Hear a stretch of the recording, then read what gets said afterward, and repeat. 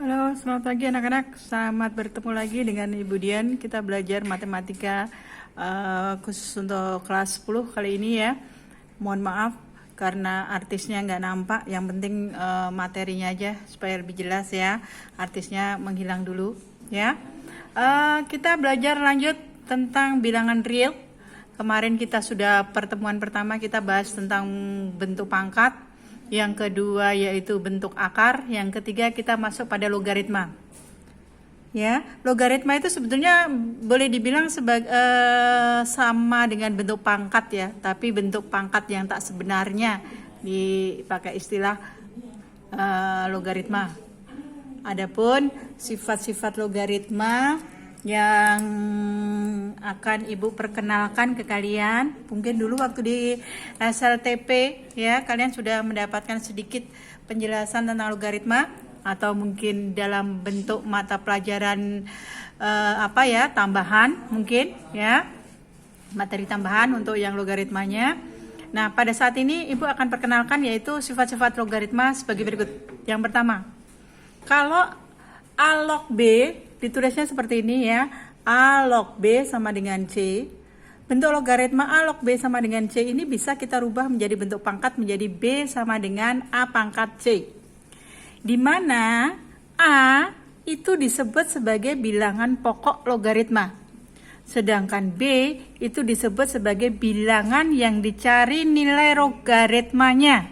Sedangkan C itu adalah hasil logaritma.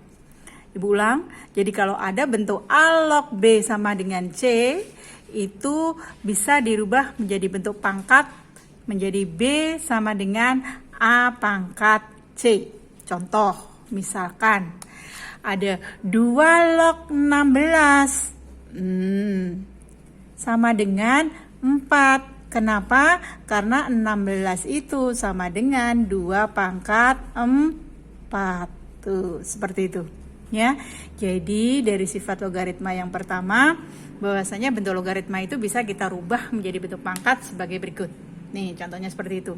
Kemudian sifat yang kedua, kalau ada A log B, itu bisa kamu rubah menjadi N log B per N log A. Nih, sifat yang kedua ya, Ibu close seperti ini. Maaf, Ibu zoom seperti ini nih, ya hasilnya ya. Jadi Ibu ulang, A log B sama dengan N log B per N log A. Kenapa Ibu kasih inisial N? Nano ini kamu bisa kasih bilangan apa saja, yang penting atas pembilang pada bilangan pokok pada pembilang dengan bilangan pokok pada penyebutnya itu sama. Jadi kalau misalkan ini kamu tulis 3, ya ini harus 3, ini 4, 5, 10, tergantung dari soal yang akan kamu selesaikan nanti. Tuh ya, jadi harus sama atas dan bawah. Sifat yang ketiga yaitu kalau ada A pangkat N dari log B pangkat M seperti ini, Ibu close lagi ya supaya jelas. Hasilnya menjadi M per N nih, M per N kali A log B. M dapatnya dari sini, N dapatnya dari sini ya. M per N A log B seperti itu. Sifat yang keempat berikutnya seperti ini. Nomor 4. Kalian fokus ke nomor 4. Kalau ada A log B, kalian bisa rubah menjadi 1 per B log A. Ya, contohnya seperti apa? Contohnya seperti ini ya. Untuk yang nomor 2 dulu. Tadi nomor 1 Ibu sudah kasih contoh ya. Misalkan A log B sama dengan C, bisa dirubah menjadi seperti ini contohnya tadi ya. 2 log 16 sama dengan 4. Oh, 16 itu sama dengan 2 pangkat 4. Tuh, benar kan? Nah, contohnya kalau ini misalkan A log B, bisa kamu misalkan seperti ini. 3 log 9, oh bisa kamu rubah menjadi 3 log 9 per 3 log 3. Boleh kalian rubah seperti itu ya. Atau menjadi log 9 per log 3 saja. Boleh. Bu, kalau tidak ada apa-apanya di sini, kalau tidak ada tulisannya di situ, itu artinya bilangan pokoknya 10. Jadi pada prinsipnya bentuk logaritma ini bisa dipermudah sama kalian Untuk mencari harga nilai logaritmanya bisa menggunakan tabel logaritma maupun dengan menggunakan alat hitung yang lain seperti halnya kalkulator dan lain sebagainya. Namun demikian, khusus untuk logaritma yang ada di kalkulator ataupun yang ada di tabel, itu yang disediakan khusus bilangan pokok 10. Contohnya seperti ini. Kalau tidak ditulis ini berarti bilangan pokoknya 10. Ya, nih boleh tidak ditulis sehingga cukup ditulis log 9 per log 3 saja. Nih, tapi selain bilangan pokok 10 harus disertakan penulisannya. Contohnya seperti ini, 3 log 9, 3 log 3, 2 log berapa, 4 log berapa, dan seterusnya. Ya, tuh contoh yang nomor 2. Nah, sekarang Ibu masuk contoh yang ketiga. Misalkan ini, ya, contoh dari soal yang sifat yang ketiga. Misalkan ada 2 pangkat 3 log 32 pangkat 2 misalkan. Nah, menurut sifatnya ini kalian bisa sederhanakan menjadi 2 per 3. 2 ini asalnya dari pangkatnya ini, 3 ini asalnya dari pangkatnya ini. Yes, ya. Jadi 2 per 3 kali 2 log 32. Nah, untuk selanjutnya nanti kita sederhanakan lebih lanjut, ya. Pada prinsipnya kalian tahu dulu cara mengubah dari bentuk logaritma menjadi lebih sederhana dengan menggunakan sifat-sifat logaritma yang ada. Berikutnya, sifat yang keempat. Misalkan ada yang ini, A log B sama dengan 1 per B log A. Contohnya seperti apa, Bu? Contohnya misalkan 5 log 10. Oh, bisa kamu rubah menjadi 1 per 10 log 5. Kayak gitu dia jadinya, ya. Ibu ulang.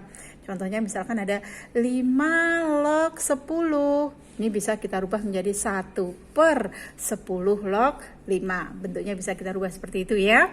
Jadi menyesuaikan dengan soalnya nanti bagaimana. Karena dari semua sifat logaritma itu tidak usah dihafalin anak-anak. Kalau kalian nanti mengerjakan latihan-latihan soalnya, nah kalian akan jadi terbiasa. Kalau saya menjumpai soal seperti ini, sebaiknya saya menggunakan sifat yang mana ya? Karena kadang-kadang satu soal itu menyelesaikan dalam penyelesaiannya menggunakan beberapa sifat logaritma, ya. Nah, sekarang sifat yang kelima. Kalau A log B dikali B log C, ini dengan ketentuan, ya. Bilangan yang dicari harga logaritmanya ini sama dengan bilangan pokok logaritma yang di depannya. Kemudian operasionalannya di sini kali. Nah, itu kalian bisa menyederhanakan bentuk A log B dikali B log C menjadi A log C saja. Sorry, ini Ibu hapus ya. Nah, cukup A log C saja, seperti itu. Ya. Yes ya, yang nomor 5 ya. Fokus ke nomor 5. Jadi B-nya dicoret, hasilnya menjadi A log C saja. Kemudian soal sifat yang nomor 6, kalau kalian lihat di situ, kalau ada A log B dikali C, kalian bisa sederhanakan menjadi A log B dikali A ditambah A log C. Nih, sifat yang nomor 6. Misalkan ya, ulang, A log B dikali C bisa kamu rubah menjadi A log B ditambah A log C. Contoh, misalkan contohnya 2 log 3 dikali 5. Nah, ini bisa kamu uraikan menjadi 2 log 3 ditambah 2 log 5. Demikian juga sebaliknya. Kalau misalkan ada 2 log 3 ditambah 2 log 5, oh bisa disederhanakan menjadi 2 log 3 dikali 5. Kalau contoh yang di atas ini, yang sifat yang kelima tadi, misalkan kayak gini nih. 2 log 3 dikali 3 log 8 bisa kamu rubah menjadi 2 log 8 saja. Tuh. Jadi bisa kalian rubah menjadi seperti ini. Contohnya kalau misalkan 2 log 3 dikali 3 log 8, hasilnya bisa kamu rubah menjadi 2 log 8 saja. Paham ya? Nah, Ibu lanjut ke sifat yang ketujuh. Nih, sifat untuk pembagian logaritma ya. Jadi kalau sifat yang ketujuh ini misalkan A log B dibagi C, itu bisa kamu sederhanakan ya, diuraikan menjadi A log B dikurangin A log C. Kalau kalian lihat sifat nomor 6, ya bedanya dengan nomor 7, kalian lihat di sini. Kalau kali, di sini operasionalnya kali, dia berubah menjadi tambah. Kalau di sini bagi, operasionalnya berubah menjadi pengurangan. Ingat-ingat ya. Jadi kalau contohnya seperti ini misalkan 2 log 3 dibagi 5, oh bisa kamu rubah menjadi 2 log 3 dikurangin 2 log 5. Seperti itu ya. Jadi kalau operasionalnya kali berubah jadi tambah, kalau operasionalnya bagi menjadi pengurangan. Tuh contoh kayak gitu. Sifat yang ke-8 misalkan A log B pangkat N. Nah, ini bisa kamu rubah menjadi N kali A log B, di mana N-nya, nanonya ini dapat dari pangkatnya ini. Contoh, misalkan kayak gini. 3 log 4 pangkat 5. Oh, bisa berubah menjadi 5 kali 3 log 4. Gitu ya. Bisa kalian rubah seperti itu. Oke. Kemudian sifat nomor 9. Nih. Misalkan ada A log 1. Nah, semua bentuk logaritma yang bilangannya itu 1, mau bilangan pokok logaritmanya berapapun hasilnya pasti 0. Contoh, misalkan 4 log 1, oh 0. 5 log 1, ya 0. 2 log 1, ya 0. Dan seterusnya. Nih, oke? Ya. Nah, 2 log 1 ya, tadi hasilnya 0 dan seterusnya. Nah, yang terakhir, sifat yang terakhir, kalau A log A itu hasilnya 1. Tuh, asal bilangan pokoknya di sini sama sini itu sama, bilangan pokok logaritmanya dengan bilangan yang cari logaritmanya itu sama, hasilnya 1. Contohnya Bu, contohnya 2 log 2, oh 1.